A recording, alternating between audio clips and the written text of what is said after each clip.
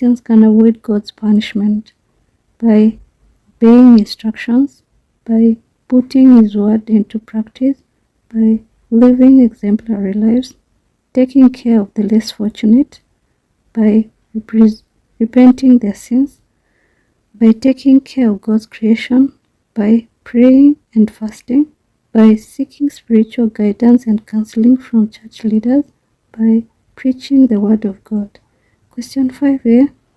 Contents of Jeremiah letter to the exiles: to build houses, to settle down, to eat their produce, to marry, to have children increase in number, to live in peace in Babylon, to marry off their sons and daughters, not to listen to false prophets who give them false hope.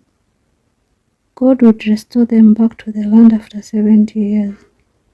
They were to trust God and not give up. God would hear their prayers. God would destroy their fortunes.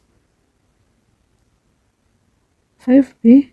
Reasons Jeremiah condemned human sacrifice. It was violation of God's commandment, "You shall not kill." It was a sign of disrespect for sanctity of life which is God-given. It was a part of idolatry which God tested, provoked God's anger against Israel. It was a manifestation of lack of faith in God. Human sacrifice was an act of rebellion against Yahweh.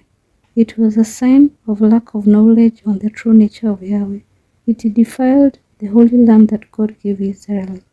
It was a sign of cruelty. Human sacrifice was against the spirit of love of God and love of one another. 5c.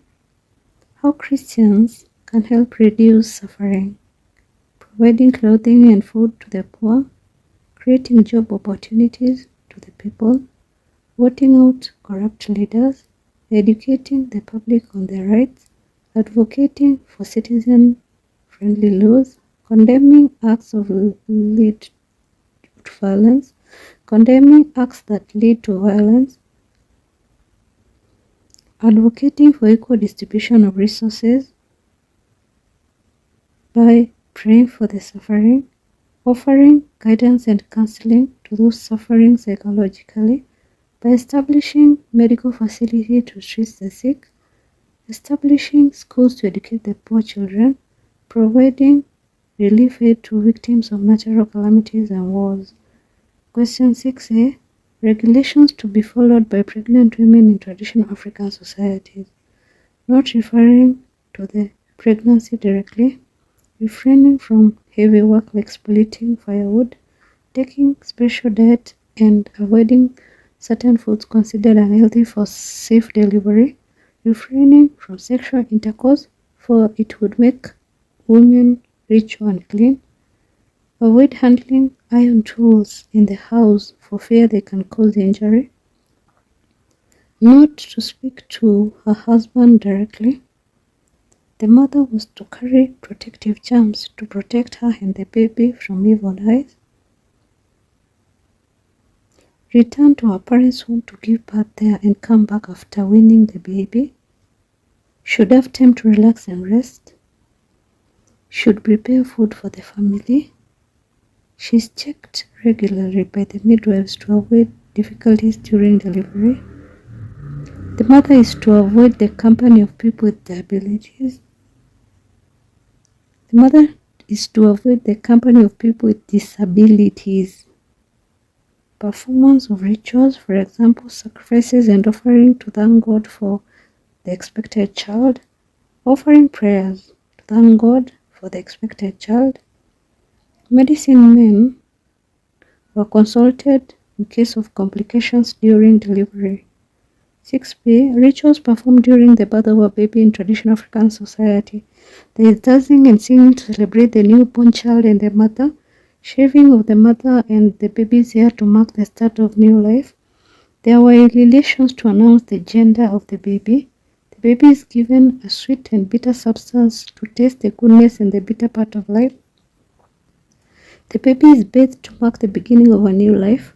Protective charms are given to the baby. and the mother to protect them from evil people, choosing of an appropriate name for identification in the community, holding of the baby to signify concern and shared responsibility. There was the seclusion of the mother and the baby to allow the two to bond, the ceremonies disposing of the placenta to ensure fertility, cutting of the umbilical cord to signify separation between the baby and the mother, prayers of the thanksgiving were offered to God to thank Him for a new member. 6C. Factors that have undermined the role of medicine men in Kenya today. Introduction of hospitals or modern medicine, development of medical research and training on diseases and illness, modern science and technology inventions, mass media influence, rural-urban migration, or you can just call it urbanization. Introduction of modern education. Intermarriages eroded their work since many were community-based. Emergence of medical cadre that is highly trained to treat all diseases. Introduction of money economy. Traditional medicine men are confused with sorcerers.